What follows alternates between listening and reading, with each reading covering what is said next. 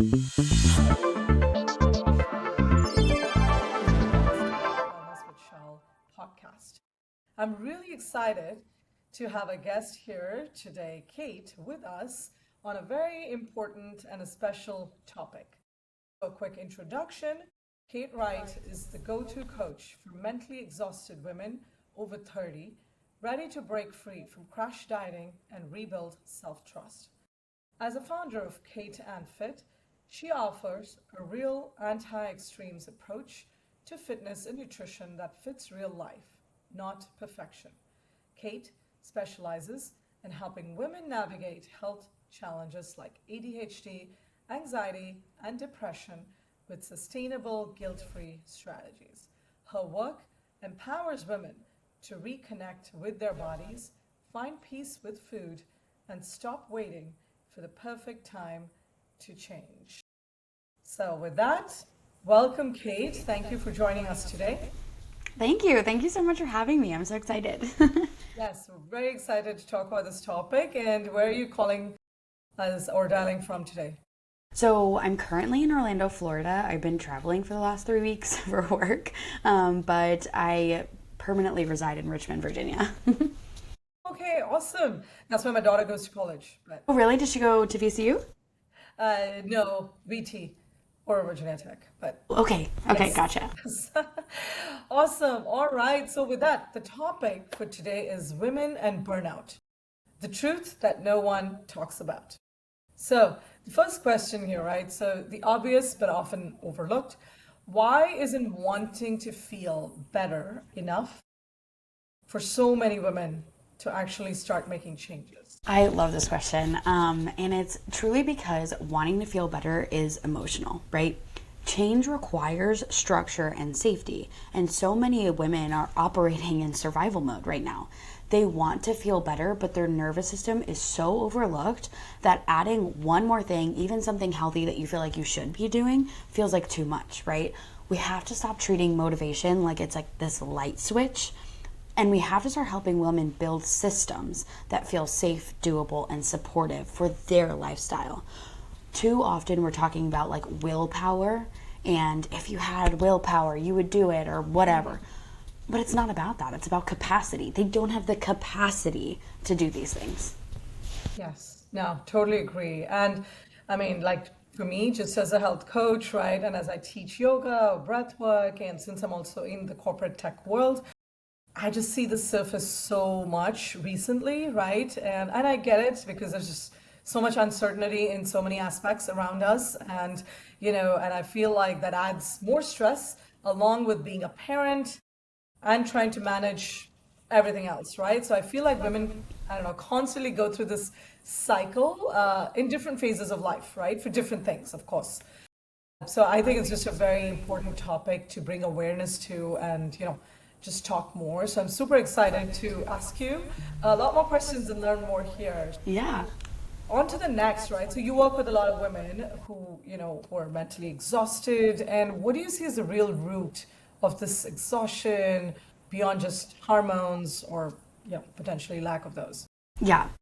So there's a lot of emotional labor, right? So women are in constant decision making, people pleasing, they have a lack of boundaries. There's this invisible weight of having to like hold it all together and be the glue, be the strong one in their circles, right?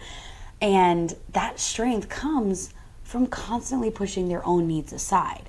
And over time, that disconnect from themselves creates this burnout that sleep and supplements can't fix. Sleep and supplements are not going to add the things that fill your cup up back into your life, right? They're not going to create this magic thing where you can now pick up a book and read for 20, 30 minutes a day. It's not that you're lazy, which I feel like is what a lot of people are pushing, is that if you can't exercise or you can't eat right, it's you're too lazy to do it. These women have been living in fight or flight mode for years and they don't have a roadmap to get out. So they follow these challenges, they do all these things when the motivation light switches on, and as soon as it turns off, it all stops. Yep. No, that's a great point. And, I guess maybe the next question here, right, which is you've said that foundational behavior change has to come before any protocols and plans. but what does it actually look like in practice? Yeah. So really good question. And the way that I've structured my program is we truly uncover what's stopping you, right?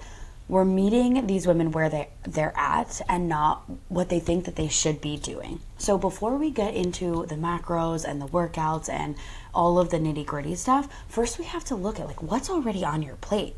Are you skipping meals? Do you even know how to grocery shop? What are you doing when your week is chaotic or you're overstimulated? You know, how are you giving yourself grace when you have a chaotic week without throwing it all out the window? Real behavior change, you know, we have to, it's about building that self-trust, that awareness, and yes, those routines, because that will help us build the self-trust first, so that when we start working out, when we start, you know, changing our nutrition, it actually sticks, right? That's true. Yeah, I think it's always like that baseline, but then I also feel it's a consistency where a lot of women, right, just fail because you need that discipline, you need that consistency, right? Because you start somewhere, but you need to keep that, right? Yeah. And that's the hardest for most of us, right? I mean, because life throws curveballs, but each time you need to kind of go back and figure out where are you starting from, and you know what's that journey you've already begun, or you know, at least on the path. So Yeah. I always feel that's, I don't know, change behavior, all of this is really hard. I know it's easy to say, but it's very hard because it takes a lot of practice and of course mindset, willingness, a lot of things come into play as well. Yeah, So absolutely. so, I mean, the other thing here is like, you know, many women feel shame when they hear, if you really wanted to do it, you do it. So how do you really help your clients, you know, rewrite that narrative, right? And just kind of feel better about themselves and the self-esteem here? Yeah. And let me tell you, that line is so damaging. Like, it was personally damaging for so many years, because as a health and fitness coach, like, I felt this shame around, you know, not being capable of doing things, and that if I really wanted it, I would. And truly, like, it's not that simple, especially when you're in the state of mental exhaustion, right? It truly ignores how many women want it, but they feel paralyzed. They can't take that step forward, right? And that's where that mental exhaustion kind of really comes into play. So we have to help women shift from shame to curiosity. Instead of like feeling like, oh my gosh, why can't I do this? Why can't I lose weight? We have to figure out what's actually getting in your way. Like, what are your actual obstacles right now? Yeah. Exactly. So we have to break down those patterns and look at them and analyze them with compassion, because honestly, like, a lot of women are doing way more than they give themselves credit for. But especially women that come from like joining different challenges, 30-day challenges, all these diets and things like that, they feel that perfectionism and comparison is like what's keeping them stuck, because they're not doing everything, or they're not where their friends are, you know, these influencers are. And rebuilding self-trust starts with showing them that they're not the problem. The approach that they've been taught is, right, that all or nothing mindset, that you have to do all of these things, because you don't, and it doesn't account for life, right? Exactly. Yeah, no, I totally agree. I think a lot of times I feel for women, right? It's again, even because I'm again in the corporate tech world, the imposter syndrome is real, right? I mean, we're always kind of self-doubting. You need to start somewhere. So I feel like that confidence, self-esteem continues to be a challenge. I mean, and different age groups, right? And just different experiences in life as well, right? That kind of put you in that phase. So yeah, I don't think this is, you know, new or a surprise, right, to a lot of women, but I just feel like they need to really understand how to help themselves and how to, you know, even bring that awareness and kind of step out of that zone, if you will. Yeah, absolutely. So I think the other question is, what role do things like ADHD, anxiety, or depression, right, whether they're diagnosed or not, play, you know, in this ability to stay consistent with habits? Yeah. I want to address the fact that not everyone has ADHD, depression, anxiety, right? And it's really simple to see all of these different things and memes, or, you know, lists that categorize you this on Instagram, and just put yourself in these boxes. And again, diagnosed or undiagnosed, whatever that is. The problem is that executive dysfunction, low dopamine, and emotional overwhelm, which are symptoms, and they are also possible outside of having these, these mental health. I hate the word disorder, but you know what I mean? Right. Struggles. These things have a direct impact on a woman's ability to like plan and prep and follow through. So when you're constantly told it's just a discipline issue, it becomes this cycle of shame, right? Like you talked about earlier. And that's why I coach in a way that leaves a space for those messy seasons, for energy fluctuations, and doing things that works like for the brain and not just what that ideal thing is on paper. Mental health and physical health are deeply connected, and we have to start treating them that way. Yes, no, and I think it's so apt as well because as we're talking, right, we're in the month of May. This is the Mental Health Awareness Month. And, I just recently wrote one of my newsletter posts on the mind body connection. So I absolutely think there's that whole physical and the mental connection, right? And again, this is why we think about holistic wellness, right? So we think beyond just what you're eating or just, maybe just a meditative practice because you need a bit of everything in your life, right? So I think finding that balance is where most people struggle. And of course, prioritizing your time and everything else as well, right? So yeah, totally agree with that. So, you say you take a real and anti-extremes approach to wellness. So can you talk a bit about what balance actually looks like in your Yeah. coaching? Yeah, absolutely. So, like, when I say I'm anti extremes, I mean, I do not like extreme diets. I am the fitness and nutrition coach that has tried and failed 75 hard multiple times, feeling like a failure.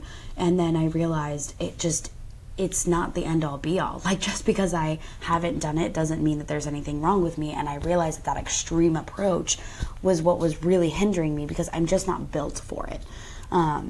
And it's truly understanding that balance is not 50-50. It's fluid, right? Sometimes weeks, balance means that we're going to prioritize movement. Other times we're ordering takeout more than we usually are and we're going to bed early. And so I coach from that place of sustainability and not perfection, not all or nothing. Like if you don't get everything done, that is okay, right?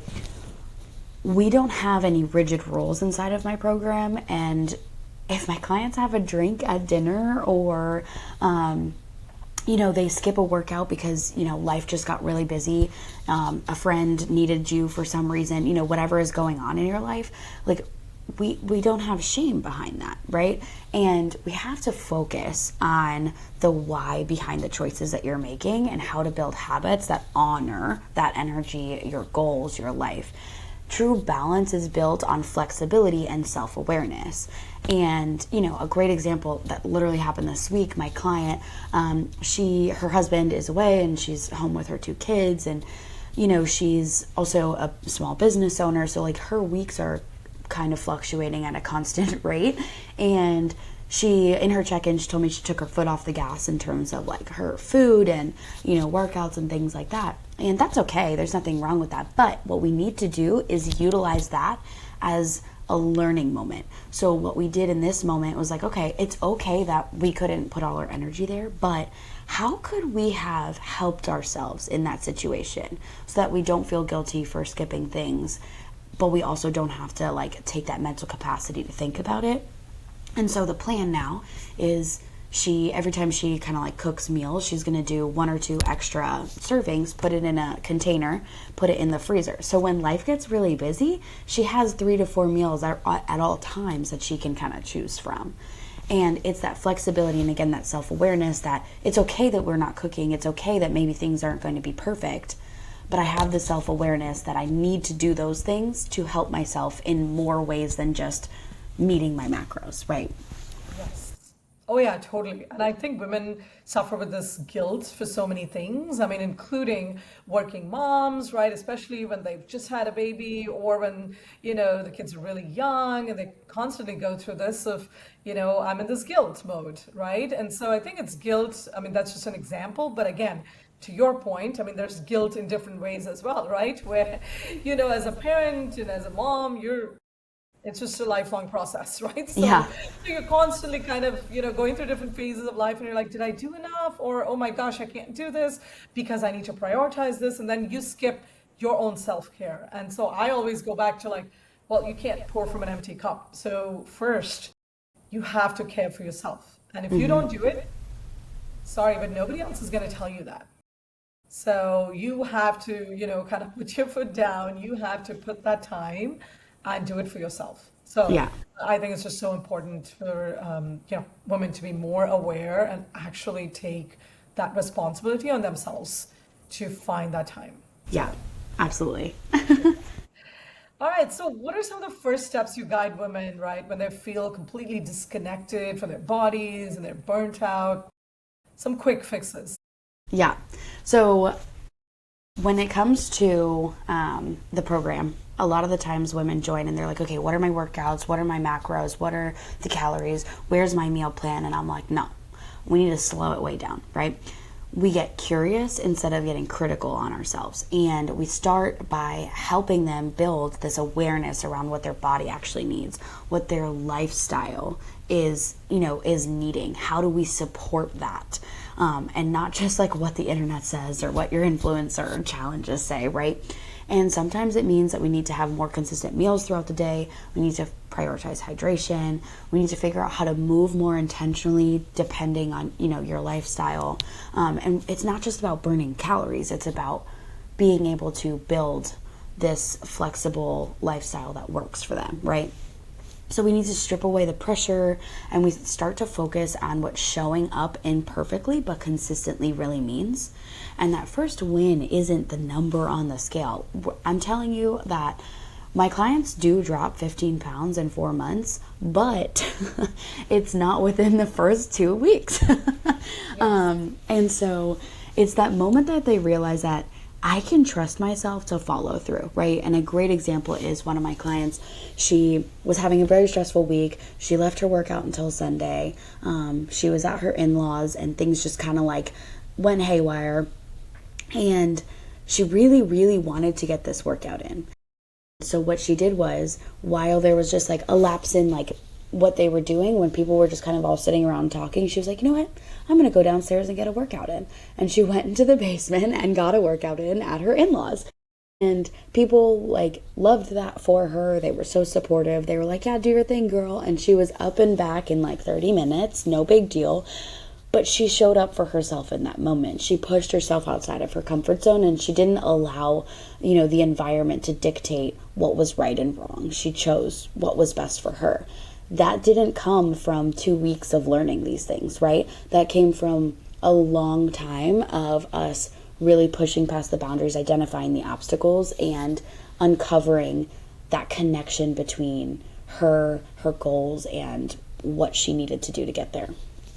Of course, and I feel like as humans, I mean, we all go through different phases as well, right? So we could be great the first 6 months, and the next 6 months there could be some other curveball that life throws, and sometimes we just need that remotivation. We need to step back again, and so there's always these ebbs and flows, right? I feel, and so it's really hard, especially if you're not intrinsically motivated. It's hard because you have to constantly find motivators, inspirations, whatever's going to keep you going. Yep. And I think that's a constant struggle for a lot of us, right? And so just, going into a program or being part of something for a few weeks or a few months, right, is great. But how do you keep that going? I think is still that, hard part for most of us to figure out. Yeah. So, yep. So, all right. So I think, one last question here. So if a listener is resonating with this and thinking, hey, that's me, but I don't even know where to start. So what's that one, like, maybe mindset or a small step that you suggest? Where do they start today? Yeah. So my big thing is don't try to overhaul your life overnight because it's not gonna do it, right? Like we can't go from 0 to 180 or 100, I guess. You can't do a 180 and think that that's going to stick, right? You need to make the next decision and that one decision that's actually going to support you. So if you're someone who constantly skips breakfast, start having a little bit more breakfast, whatever that is. If it has to be a protein shake, then that's what it is. If it has to be a smoothie because you can't eat in the morning, that's fine.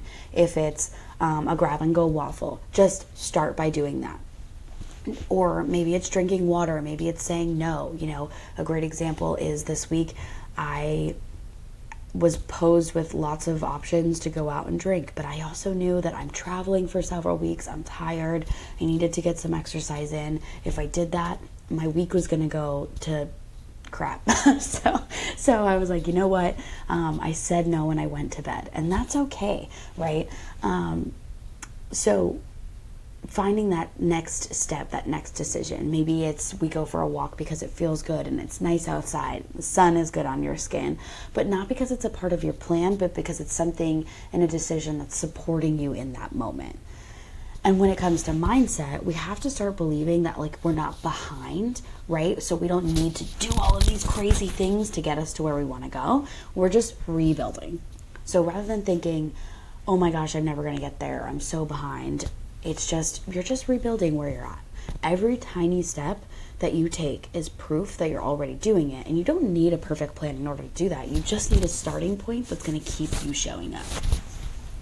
Yeah, no, I love that. I think, it's so important for more people to hear that and not feel, just less confident or just low in, self-esteem, or kind of really put themselves down. And I feel a lot of women do that, right? And just saying, oh, I'm not good at this, or I can't prioritize this, I can never, do something for myself, et cetera, et cetera. Instead, I feel like, again, they just need to change that self-talk and really, change that narrative, right, to themselves. And again, like I said before, I just feel nobody's going to do it for you other than you. So you need to prioritize, right, self-care and your time, because as women, we have to do that to feed our family, to help anybody else, right, around us, because if you don't, then you're not really going to be very happy for a long time, and you're not going to be able to sustain yourself in that long-term marathon. Here is kind of how I think about life, right? Yeah. So it's not a short sprint, but we have a longer game here to play. So how do you sustain and have those habits? So, Yeah. yeah, awesome. Well, thank you so much, Kate. I would love for you to share with the audience where they can reach out or find you on social media or website. Yeah, absolutely. I'm on Instagram most often, so you can find me at just KateAnnFit, super simple. I do have a Facebook page as well if that's easier for you, but I'm here to support you. Whatever you need, any questions you have, feel free to reach out and I'd be happy to chat with you. Got it. Awesome. So it's basically KateAnnFit. Yep. Yep, on Instagram. So thank you so much for your time today. I think this is a very important topic, and I hope the audience here really got some tips and at least awareness on where they can start today in this journey if they're just stuck and contemplating what to do. So really appreciate you taking this time today, Kate. Yeah. Thank you. Thank you so much for having me. Absolutely. Thank you. And for everyone here, so feel free to tune in to Let's Talk Wellness with Shal on YouTube, Apple, or Spotify to listen to this full episode with Kate. Thank you.